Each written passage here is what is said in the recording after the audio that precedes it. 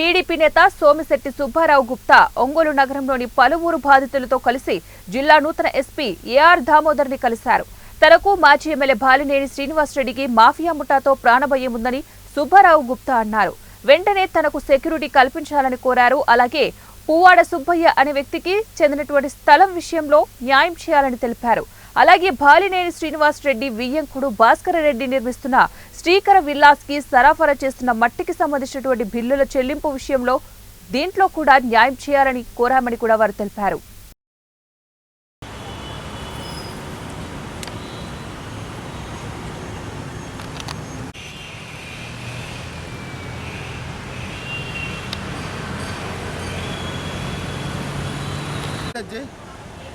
అందరికి పంపాలంట. లోగో పెడితే అన్నిటికి పోవడం వాళ్ళకి ఎట్లా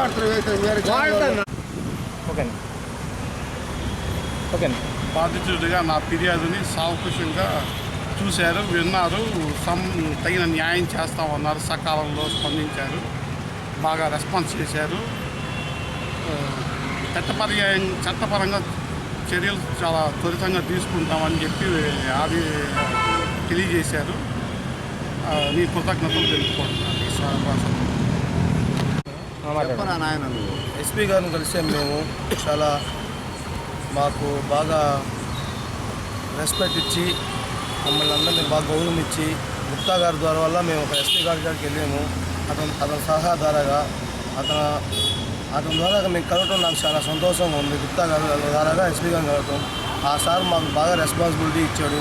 మంచి పద్ధతిగా మాకు ప్రతి ఒక్కరు మా బాధ చెప్పుకుంటే కంపల్సరీగా మీకు చట్టప్రకారం చేసి పెడతాను అని చెప్పాడు మా గుప్తా గారు. అతని వల్ల మేము అక్కడికి వెళ్ళిపోయామంత హ్యాపీ. అంతవరకు నా సమస్య కూడా గుర్తించాను సార్. చాలా ఆనందంగా సాటిస్ఫై అయ్యాము. Okay, thank you sir. ఒకసారి నేను ఒకటే తీసుకుంటా. ఓకేనా? నమస్కారం. ఈరోజు చాలా ఆనందదాయకరమైన విషయము.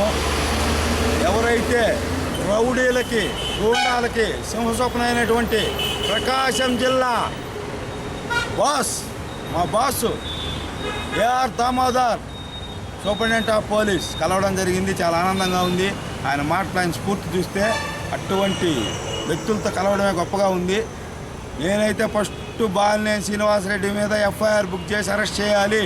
నన్ను అర్ధరాత్రి అరెస్ట్ చేశారు. మీరు ఎందుకు ఆగారంటే ఏదో లీగల్ చూసుకొని అది ఎన్నికోకపోతే కోర్టుకు వెళ్ళాలని చెప్పారు. ఓకే, నెక్స్ట్ గన్మేల్ సబ్జెక్టెడ్గా నన్ను చంపితే పరిస్థితి. నీ వెనకాల ఎప్పుడు నలుగురు తిరుగుతున్నాను. వాళ్ళకెట తెలుసా తిరిగే సంగతి? నన్ను వేసిపోయాక వాళ్ళు ఏం చేస్తున్నా? లేదు, నీకు ఆల్రెడీ సర్వేలెన్స్ ఉంది, నీకేం ఇబ్బంది లేదని. కాదు సార్, నాకు కావాలి అన్న. అది ఐజీ గారు ఆర్డర్ ఉండాలన్నాడు. ప్రస్తుతానికి సివిల్ వాళ్ళని ఇస్తానన్న నలుగురిని ఇచ్చినట్టే లెక్క నా వెనకాల ఉంటున్నారు. కాబట్టి ఎవరన్నా అటాక్ చేయాలని చూస్తే కాల్చి పడేస్తారు. రౌడీ నా కొడుకులకి ఇదే నేను హెచ్చరిక.